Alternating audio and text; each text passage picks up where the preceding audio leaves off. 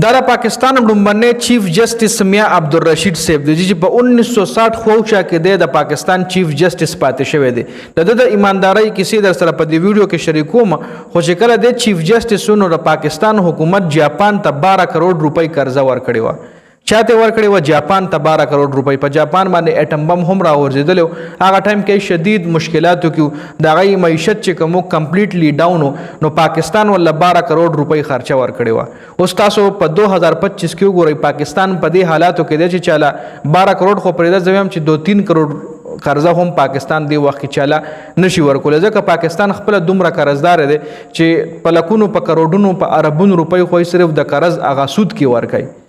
او دا په 1960 کې چې پاکستان کم په مخ په ترقۍ باندې روانو هغه ټایم چې کم چیف جسټس وو دغه د ایماندارۍ او واقعیت سره په دې ویډیو کې شریکوم. تاسو لخرې جی دا میاں عبدالرشید صاحب دی چې په 1960 کې د پاکستان چیف جسټس پاتې شو چې کله د ملازمت اخرنه د ایماندارۍ دومره غټ ایماندار انسان و دی چې کله د ریټایرمنټ وخت راغو د ملازمت د ختمېدو وخت راغو نو هغه ټایم کې د سره کم پن د خپل پرسنل پن خو صحیح پکې د پاکستان د خزانه نه چولې و. مطلب صحیح چې کوم و په پن کې هغه د حکومت نه چولې و. نو هغه ټایم کې چې کله د ریټایرمنټ وخت راغو نو د به افیشلی کار چې کوم دی په هغه پن باندې زیات کولو د وی چې ز په دې پن کې صحیح ختموم.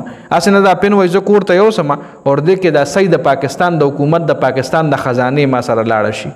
نو زوی پاکستان سره د دې صحیح عمر خیانت هم نه کول غواړم. زه پاکستان نه د دې صحیح چې کومه ده کنه سیاهي دا کم چې زما پن کې ده وای دا هم زه پاکستان نه په غلا باندې کور ته نوړم.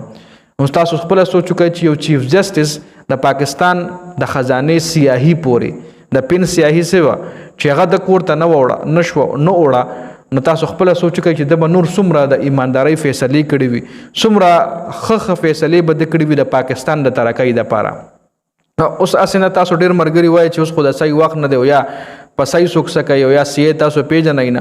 نو مخکې چې کوم دور هغه هم د سیاهي دور بالپن کانسپټ ډیر زیات کمو. سیاهي دور خلکو په قلم باندې لیکل کول تختې شو قلم شو په غي باندې بلیکل کېدل.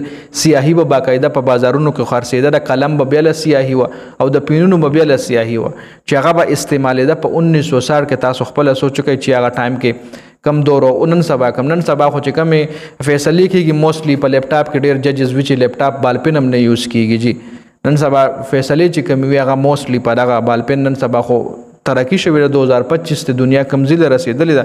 نو چرته داسې غوړې کمنټونه کوي چې پن لاغه وخت کې چرته یا پن باندې وسوک فیصله کوي یا جج په پن سکولو لکه اکثر زمون ویډیو داسې اکثر راشي نو کمنټ په چې کله ګور نو بیا موږ له خاندام راشي چې خلک کمزله رسیدل اور بعض ټایم کې یو نیم کس کمنټ داسو کې. خیر دا خو دا چیف جسټس میاں عبدالرشید صاحب د ایماندارۍ حواله سره یو شاړونته واقعي و اور زه کوشش کوم چې د نورم داسې کیسونه مخې راغلو ان شاء الله شریک به کوم در سره د ویډیو کتلو زیاته مننه. والسلام.